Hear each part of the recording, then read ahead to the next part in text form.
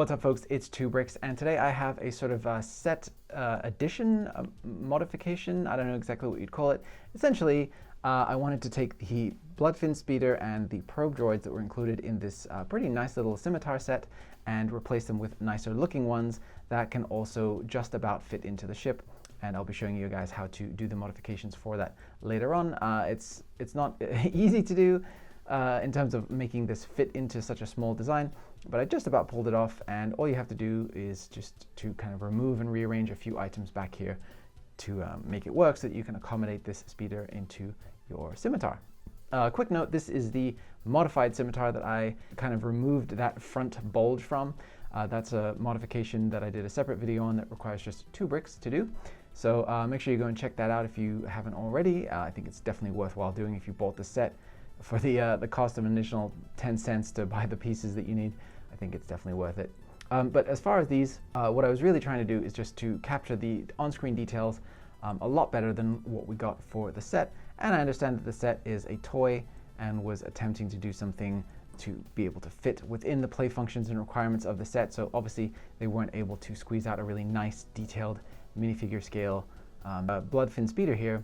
But, you know, I wanted to because it's just such a cool and iconic design, despite only having been on screen for, I counted, 15 seconds in The Phantom Menace. This thing has been burned into my memory for all those 25 years and has been recreated by LEGO countless times. So it's definitely an iconic thing, despite its very limited screen time, and that's very cool. So let's just dive in. We'll take a look at these little MOCs first, and then we'll take a look at how to do your modifications for the ship so that they fit inside. Okay, so we'll take a look at the probe droid first. So here, obviously, it comes with the clear stand. I really wanted to try to replicate as many of the details that we see on this thing on screen as possible. So we have 2 roller skate pieces used, one for the top and one for the side to represent the little kind of side cameras. We have a minifigure hand on the bottom to represent this little kind of bottom fin detail that sticks out of the underside of this thing. I'm using the 2x2 dish pieces to try to give it the rounded shape, and obviously the lever in the back for the antenna. And I think that it's very effective. I actually also used the new more blue color of trans black rounded tile there for the eye, because it's absolutely the perfect color for that. If you look in the movie, you can see it's almost virtually identical, and obviously it's very hard to see, especially here on camera, but in the real world, when you have it in your hands, you can kind of see that bluish tint to the lens, and it really sells it, and I really love that. So so here is the probe droid. This one is a real pain to put into the scimitar and actually requires a little bit of disassembly. And one of the reasons why the official set version is so chunky and squared off and unpleasant looking is that it needs to fit specifically into a 2 brick wide space. And so they had to be very restricted as to the parts that they could use for that. And I totally understand and respect it, but I wanted to go for a more screen accurate version. And if you're willing to put up with the annoyance of disassembling it a little bit to put into the ship, then I think it's well worth that trade-off. And especially if you're just looking to put this in a diorama, you know, I think it's really cool. And the sound that these little guys would make, you know, kind of cool, weird sound that they made, so iconic and recognizable and burned into my brain. And whenever I look at this thing, I'm reminded of that, and it's just kind of a cool feeling. So yeah, I definitely enjoyed this little mod, or this little mock, and hopefully you guys do too. And here's Maul on his Bloodfin speeder. So this thing is so tricky to get right at this scale. It's such a difficult build. I'll take Maul off in a second here, but I just wanted to show you what it looks like with him on it. So I really wanted to get a couple of things proportions-wise correct. I wanted the top of the front area here to be lower than his eyes so that he would be able to look down at the screen there, the screen which I'm representing using a dark red minifigure hand to get that very sharp triangular shape of the display there. I think that works really well. And then I also wanted the back headrest here to come just below, or just sort of right to the base of his head, because that feels like where it's supposed to be. And then the rest of it is just trying to capture the shaping as well as possible. He does have his little foot pedals in here, and on my initial version of the design, these actually extended out from the bottom, and then the foot pedals came out at around about here.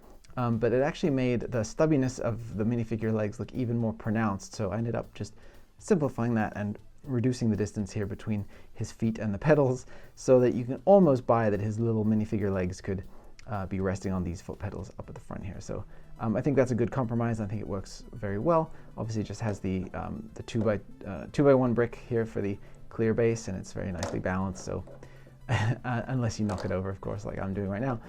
But it's nicely balanced when it's just sitting here, and you can definitely pose Maul in a few different ways. He can be kind of leaning off to the side. He can have his saber in hand, and it all works really well. So just that iconic shot of Maul coming up and almost running Anakin over, and the other iconic shot of him dipping down off of the edge of the cliff, you know, that sort of swoop shot. You can definitely capture those super well with this, and I think that it just really works. Even something that was really tricky here was finding a way to represent this hollow space right here. Like, this was a really, really weird, interesting part of the design to try to capture, and probably the part that I spent the longest on was trying to figure that out, and just using this Exoforce arm here to represent that just works so perfectly. You do have to slightly like not push this down all the way, because there's just not enough room in there to get the thing fully in place. But obviously, if you want to just like jam it in there and maybe loosen a few connections, you can do. It's your model. You can do what you like with it. And then also I'm relying on this relatively new Lego blaster piece right here that has the 2 studs on the side, 1 stud on the front, and 1 stud on the underside. So these are absolutely so useful, and it has a slightly narrower profile than a regular 1x1 brick with studs on all sides. So it's really, really useful and crucial to cracking this design and getting the whole front part to sit on here at the correct angle and everything like that. So really, really grateful that that piece exists. And overall, I'm just really happy with this design. So there is your Bloodfin speeder. And with Maul off the bike, you can just see here all the nice detailing in here for the seat cushions. I'm using the ingot piece for the bottom cushion right here because it just looks so nice and plush and just looks like it's meant to be sat on. So I'm really, really happy with how much comfort I was able to imply from Maul on this thing while he's riding it. It's really nice. And then I wanted to continue the brown down into this portion right here to represent that very specific detail of the part where in the actual design, Maul's legs will, you know, wrap around this front console bit, and then there's a sort of a padding along the side of that to, you know, to stop him from getting, I guess, chafed thighs. So I wanted to represent the continuation of that material down in here using these brown inkwell pieces for that, and that's why I used that color, and I think that it works very well. I'm very happy with it. So yeah, there is your overall look at the Maul's Bloodfin speeder, and like I said, just really happy with how this one came out. Oh yeah, one last thing I wanted to show you guys. It's probably the easiest to get him actually onto the speeder, to just detach the front section here, place his hands onto the control sticks like so, just get him you know, nice and lined up there, and then just plug this back in, and then he's nicely lined up in place there. You can just kind of squish him down. I think that that's much preferable to trying to actually seat him in here with the thing fully assembled, especially trying to get these hands to clasp onto the handlebars there. It's really, really difficult. So yeah, that's the best way to do it. Just pull this whole front section off. It's only attached with this bar up in the front here, so it makes it a lot easier. And there you go. Okay, so how to actually put these into the pre-existing ship here. So I'll just move Maul out of the way for a second. So no modifications to the ship required for putting this thing in. It simply doesn't fit in the space required. So what you do is you pull out the stand, and that includes the minifigure hand that goes with it, and you pull off this lever right here, and you simply drop all of those elements in here, and then you put this in sideways like so. And here's how you want to have those items arranged. So the probe droid down at the front, the little stand here in the back with the dish on that side, and then just drop the lever piece in on top of that. And then you do still have to kind of jiggle everything around until it'll fit just right.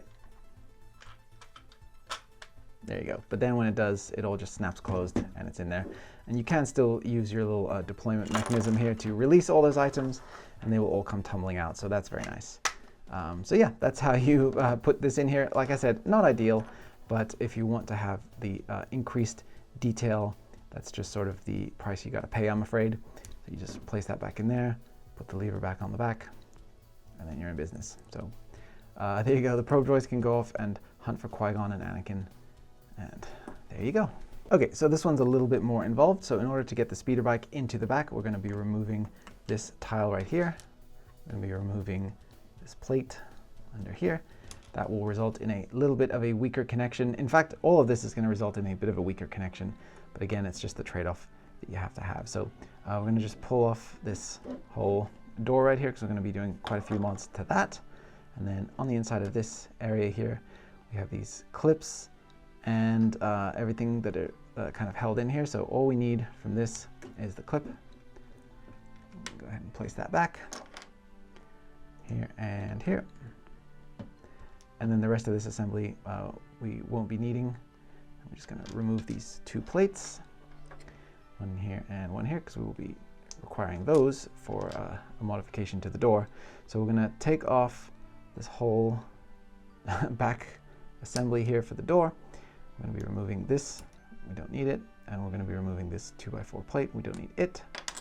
And then we'll be replacing these 2x2 plates on here, like so. And then, so that's just going to take the spot of what was the 2x4 plate that ran across here before. And again, like I said, this is a much weaker connection, but it's what has to be done. So just follow along. So we're going to remove these 2 plates right here. And we're going to take, so you can already see that popping off. It's such a pain in the butt, but it does work in the end. So just bear with me. Then we're going to take off this 2x2 cheese slope, and we're going to take this whole assembly and switch it around. So basically we're just creating the room here in the back to accommodate Maul, and then these 2 pieces are kind of loosey-goosey, and if you want you can take a something like a 1x2 tile or an ingot piece and just put it across here to hold those together so that they become a single thing. Then the last thing that we're going to do in here is going to remove this control console, and we'll be able to put that back here along the side if you want to, so you could place it down in here so Maul looks like he has some control buttons off to the side if you like. And then I find it easier to just pop this whole thing out for this part. So we're just going to remove this black rounded brick in here, and also the 1x2 plate that it sits on top of. I know, taking a lot of stuff off, huh? Then you can go ahead and just place this whole assembly back in underneath. All right, and then you should have room to place Maul down in here. So you're going to tuck the front of it underneath. It's kind of hard to see, but there's a little gap under here. So you're just going to tuck this in so that sits underneath that gap, like so. And then, oh, I forgot, sorry, we need to remove the clear stand from the Bloodfin speeder, like so. We can throw that in afterwards when we're done. You can actually put it in the front with the probe droids, that works. So yeah, place it in there with the front part tucked underneath. We can place this door back on here. Like so. So just the important part is that getting that tuck under there, so that means that it's kind of registered in there correctly. And then you can pull these side parts in to help to, like, you know, keep it pinched in place. And then the bottom door here should just move all the way up to the top. You can pull down these 2 parts right here and then close the lid on top. So all this extra stuff, well, not including this, throw that in the front here, is now inside of the speeder, or inside of the ship. And to get your Maul out, all you do is just open it up the same way that you would with the official set, pull it out, and it's ready to go once you get the once you get the clear stand, of course. So yeah, there is your modification. Sorry if that was kind of hard to follow and a little bit chaotic. There's a lot of stuff to remove.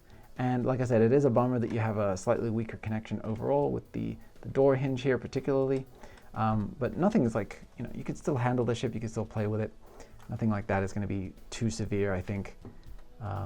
And it doesn't break the overall integrity of the model. It still works just fine. The only bonus there is that you have a really nice looking speeder bike to play with instead of the, you know, functional but lacking version here, which just, you know, yeah, the less said about that, the better. So there you go. There is your modification. There's Maul tucked away in his scimitar, and he's ready to go hunt some Jedi. Oh, and I just wanted to show you, takes a little bit of jiggling, but basically the same arrangement as what we had before, and the clear stand fits in there along with the probe droids.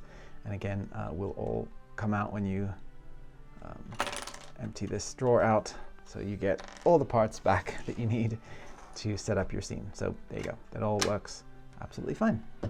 Something I forgot to mention is you can actually place these 1x1 rounded bricks back in here. So they were kind of from this area initially, and that helps to kind of close up the little bit of that gap that is left there and just make it seal up just a little bit nicer. That won't interfere with the speeder bike's ability to fit into the design, so that works, yeah. And sorry folks, just a couple of last minute things I wanted to call out. So you do actually have a 1x2 modified plate with rail on the side left over in your spares pile here, which you can totally use to put onto the top of this. And see, this door connection really is quite weak indeed.